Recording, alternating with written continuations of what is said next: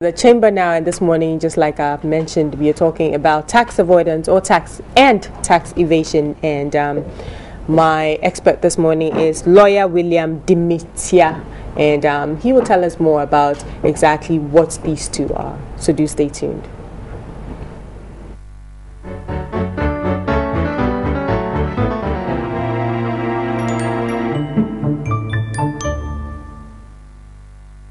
Historically, taxation has been one of the most important policies for every government. In Ghana, taxation was introduced in 1948 to create more revenues for government's source of income. Taxation has become a necessity for any nation aspiring to improve lives of its citizens. It started with the collection of income tax, which was introduced as a law to tax earners. Taxation can be the imposition of charges on citizens and corporate entities. Like all other policies, taxation also includes a problem within itself.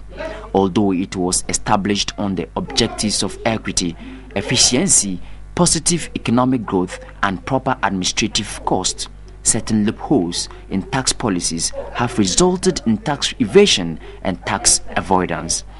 It has become a serious societal problem that has raised much concern and major setback on revenue collection in Ghana. Tax avoidance arises in a situation where the taxpayer arranges his financial affairs in a way that will make him pay the least amount of tax. In some cases, big multimedia companies pay no taxes at all because of manipulation of records, leading to limited tax liability. In 2009, Christian Aid report False Profits, Robbing the Poor to Keep the Rich Tax-Free indicated that Ghana lost £74 million between 2005 and 2007 to multinationals of EU and US residents. Another report in 2009 by ActionAid UK alleged that Submiller, the majority shareholder of Accra Brewery Limited, has established complex structures that enable the company to avoid paying taxes, estimated at 2.2 million cedis per annum. With all these reports, what exactly are the measures the laws of the land have to punish offenders?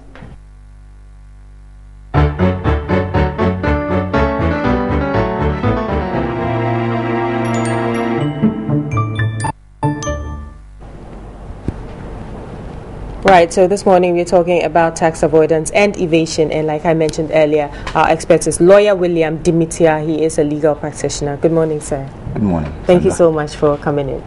Welcome. Pleasure is mine. So, what exactly do our laws say about tax evasion? Okay. Good morning to you. Good morning to your listeners and viewers. Tax evasion, in the simplest form, is anyone taking steps to arrange his tax affairs such that the person pays the minimum tax possible through illegal means. Tax evasion is a crime. That is, you employ illegal means to reduce your tax liability. So in the simplest form, that is tax evasion. Okay, and everyone is mandated to pay tax? Everyone is mandated so far as you have what we call in law accessible income under the provisions of the Internal Revenue Act 2000, Act 592. Any person who has accessible income and then has chargeable income is supposed to pay tax on it. Okay, so for the lay people, can you break it down a little bit for them? What exactly is chargeable income and what is accessible income, so that people know? Because there are some people who don't know that they have to pay tax. Okay. So if you can just break it down so we know exactly what we are talking about. Okay, when we talk about accessible income, we are talking about, it distinguishes based on the residence of the person. If you are resident for tax purposes in Ghana,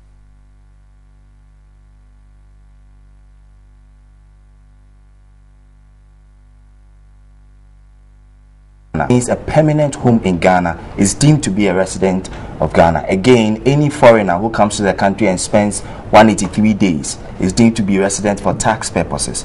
So all your incomes accruing in Ghana, derived from Ghana, brought into and received in Ghana, are liable to tax as accessible income.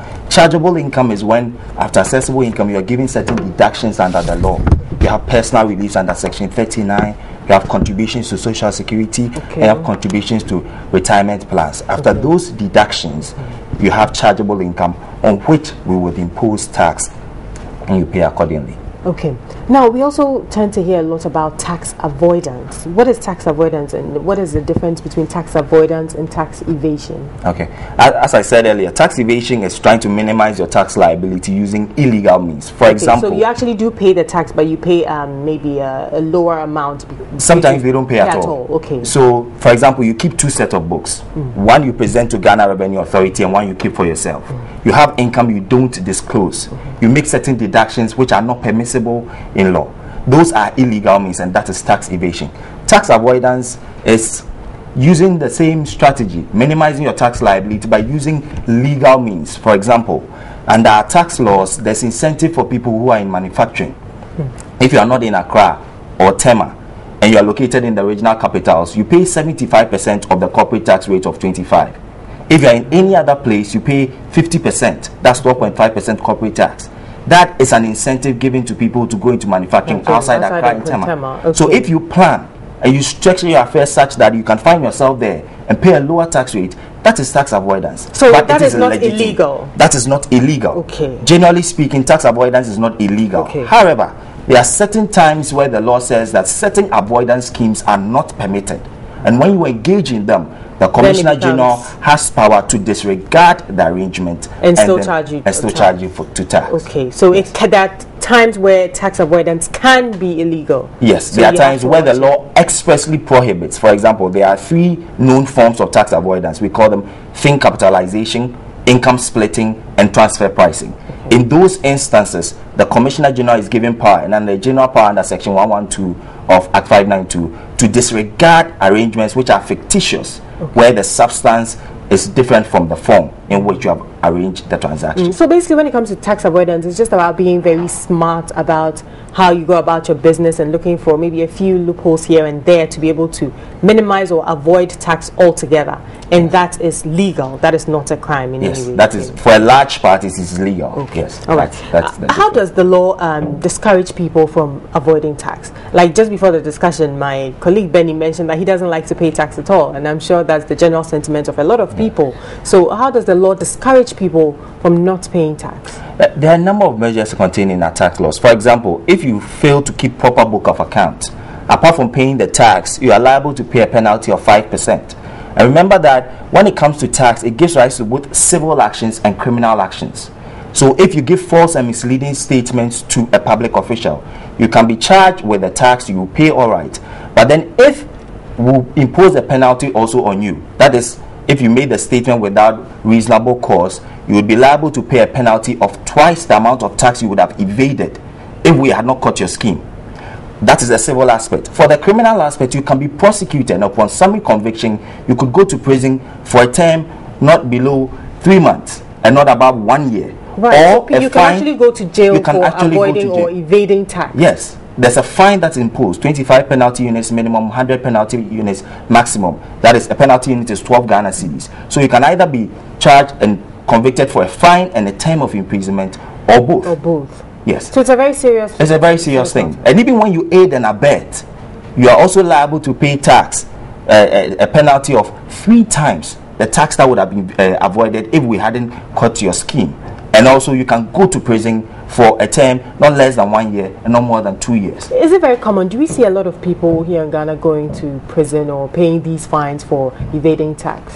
It's not been common until the presidential task force that was set up under the office of the chief of staff. You'd realize that it's been in the media that they are prosecuting people for tax evasion. Yes, that is the law in action. We have good laws in the statute books, but as to whether we implement them or not, that is a different question. But we've seen signs where people are being hauled to court and prosecuted. Right. For now, offenses. you mentioned as to implementing them is the problem. First of all, do we even have the structures in place to even regulate people to pay tax? Are the right people paying the right taxes in the country first and foremost? By and large, the structures do exist. I think that GRA, given the limited amount of resources available to every part of government institution, is doing its best. They are really doing the work that they're supposed to do. I think more needs to be done. But there's a large section that's still not paying tax. Yes, because we have a particular problem in Ghana.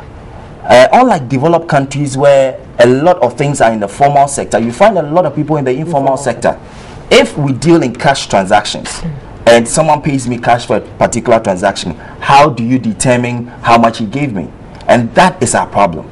That is a problem as a developing country, and so we have to take measures to be able to rope a lot of people into the tax net. And so most of the measures that are being rolled out are aimed at that. Okay. Now, we also hear about people saying that the ways in which to avoid tax can be by setting up foreign companies or offshore companies and things like that. Is that legal? Well, it depends. You know, the law, you can't always have a yes or no answer. It depends. But as I said, there are legitimate tax avoidance schemes, and there are others that the law does not encourage. So multinationals usually come into the country, they set up businesses and a number of things. And sometimes we cry they are not paying their fair share of taxes. But we forget that some of the countries in which these multinationals come into the country have double taxation agreements with government. And what it does is that it limits the ability of government to tax them in some respect. So before we go about demonizing them, we should ask, are they doing it through the legal means? When you say double taxation, sorry, what do you mean? Double taxation in the classical sense is someone being taxed twice on the same string of income. So for instance, if a German comes to Ghana to invest, and he pays taxes in Ghana, and when he sends the money back to Germany, he's being taxed. That is double taxation in his hands.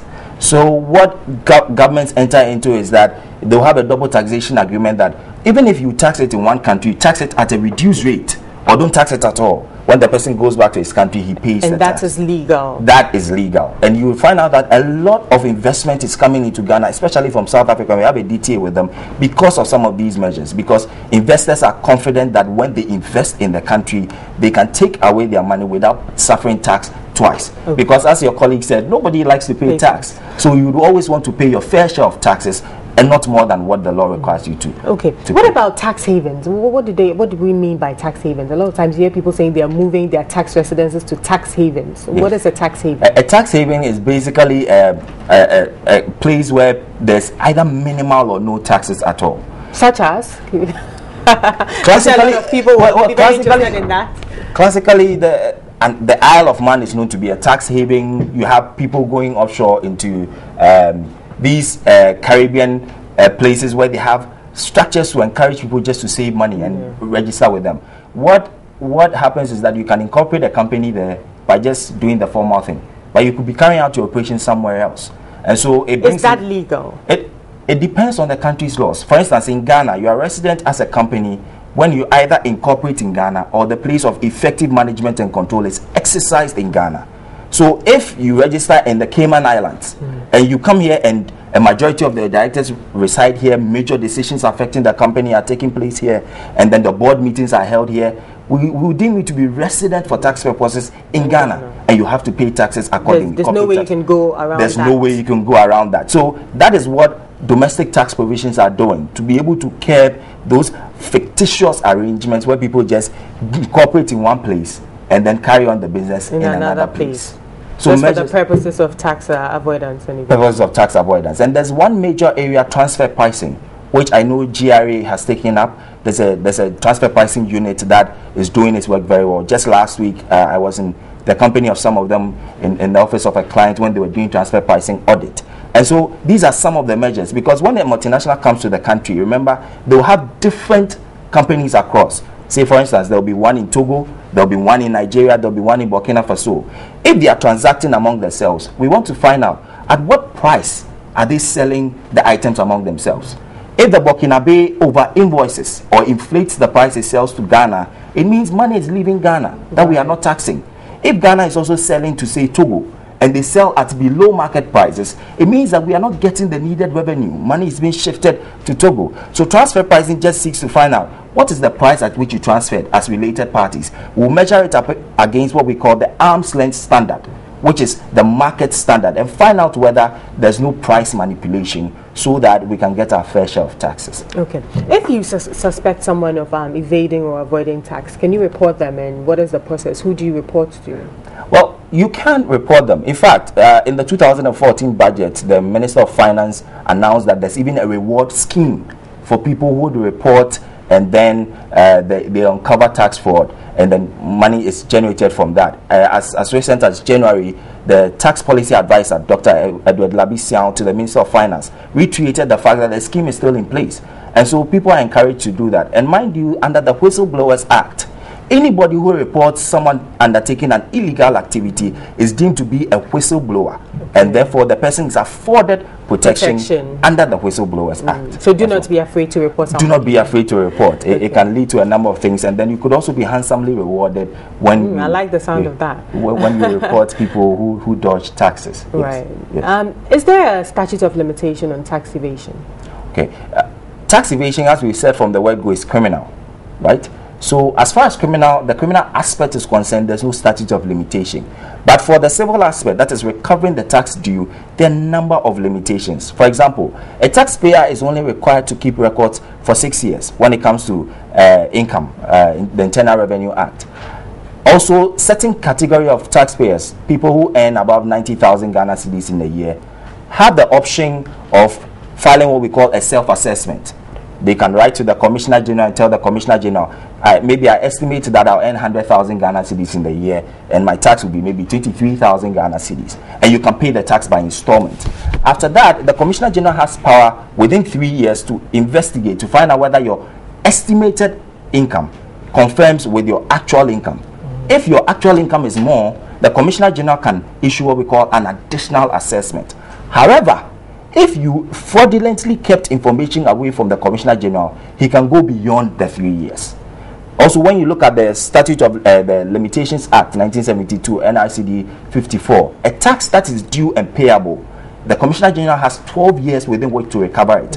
However, if there is fraud, the 12 years only begins to run when the Commissioner General is aware of the fraud. Okay. So there are a number of situations. So technically, yes, but it would depend on the facts on the case, right? Yes. Thank you so much for your time this morning. Welcome. I've definitely learned a lot. I'm sure our viewers have as well. My guest has been lawyer William Dimitia, and he was here to talk to us about tax evasion and avoidance. And like he said, there's a very fine line between the two. So you need to know what you're doing, so you know you don't fall short of the law, because you can be imprisoned and also made to pay back that tax in double or triple that amount.